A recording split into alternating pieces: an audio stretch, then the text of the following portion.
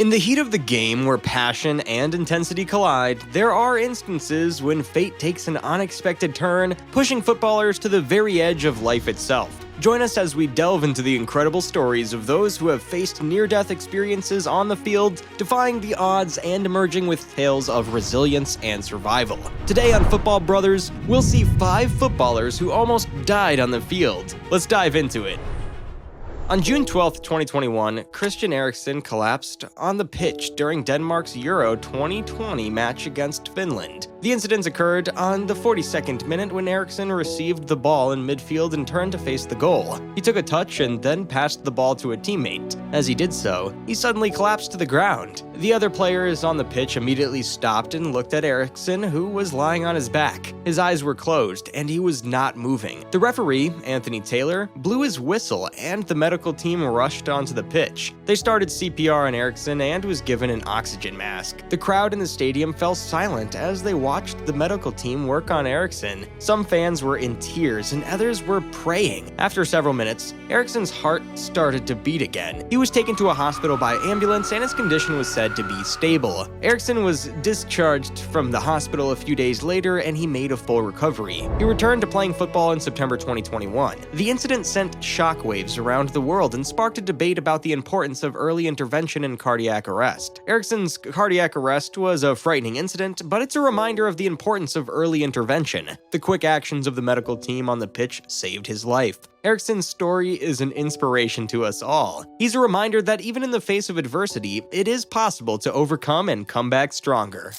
Another incident was marked on March 17, 2012. Fabrice Muamba collapsed on the pitch during an FA Cup match between Bolton Wanderers and the Tottenham Hotspur. Muamba was only 23 years old at the time of his collapse. He was a rising star in English football and had recently been called up to the England national team. Muamba collapsed on the 42nd minute of the match. He fell to the ground and stopped moving. The other players on the pitch immediately stopped and looked at him. Howard Webb, the referee of the match, intervened and the medical team rushed onto the pitch. The medical team started CPR on Muamba and he was given an oxygen mask. He was also given a defibrillator. The medical team worked on Muamba for 78 minutes. During this time, his heart stopped beating for 4 minutes. After 78 minutes, Muamba's heart started beating again. He was taken to the London Chest Hospital where he was placed in an induced coma. He remained in a critical condition for several days, but he eventually made a miraculous recovery. Muamba made a full recovery from his cardiac arrest. He was discharged from hospital on March 24, 2012, and he made his first public appearance on April 1, 2012. He announced his retirement from professional football on May 17, 2012. Muamba has since become an ambassador for the Cardiac Risk in the Young (CRY) charity. He's also spoken about his experience in the hope of raising awareness of cardiac arrest.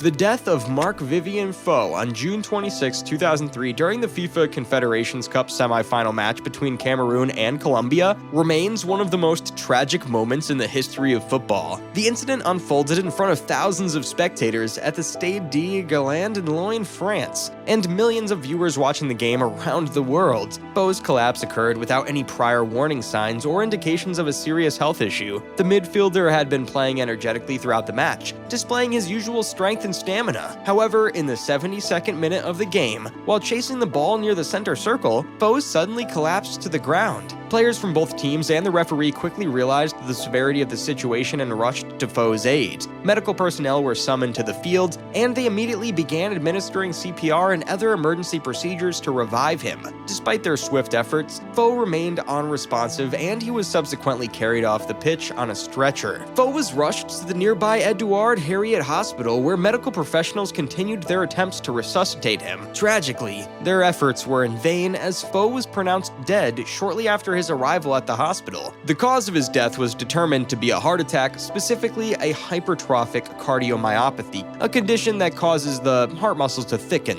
leading to potential heart failure. In the wake of Foe's death, FIFA, football associations, and clubs worldwide reinforced their commitment to player safety and initiated measures to prevent similar incidents. The focus on comprehensive medical examinations, including cardiac assessments, became an integral part of preseason checkups for players. Additionally, improved emergency response protocols and the availability of defibrillators at stadiums were implemented to ensure swift and effective action in case of cardiac emergencies. Mark Vivian Foe's death was a profound loss for the football community. His passing served as a stark reminder of the fragility of life and the importance of prioritizing the health and well-being of athletes. While his death was a tragic event, it sparked a positive shift in the football world, leading to enhanced medical procedures and a greater emphasis on cardiovascular health in sports.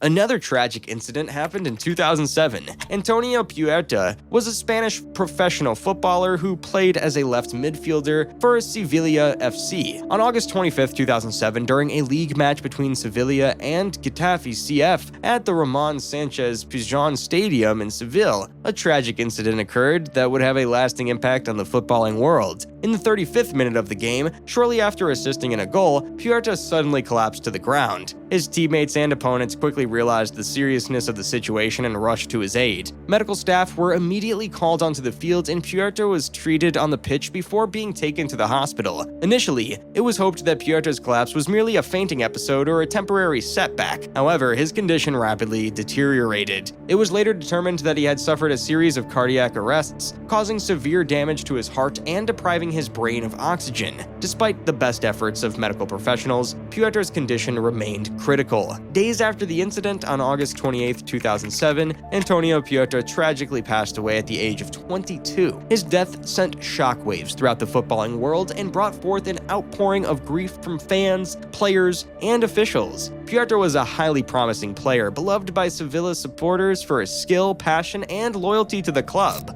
On a fateful day, January 25, 2004, the footballing world was about to witness a heartbreaking incident that would forever etch itself into the memories of those who had witnessed it. Miklos Fier was a Hungarian professional footballer who played as a striker. During a league match between his club, SL Benfica, and Victoria de Guimarães, a tragic incident occurred that shook the footballing world. In the 60th minute of the game, Fier collapsed suddenly without warning. Players and officials from both teams rushed to his aid, realizing the severity of the situation. Medical staff quickly arrived on the field and began administering emergency procedures to revive him. Fier was then transferred to the hospital, but unfortunately, despite their efforts, he could not be saved. The cause of Fier's collapse was later determined to be a cardiac arrhythmia, a condition that can lead to an irregular heartbeat. The sudden and tragic nature of his passing shocked the football community and left a profound impact on his teammates, fans, and the wider sporting world. Miklos Fier is known for his passion, work ethic, and commitment on the field. He had represented Hungary at the international level and was widely regarded for his skills as a striker. Fier's death came as a devastating blow to those who knew him and followed his career.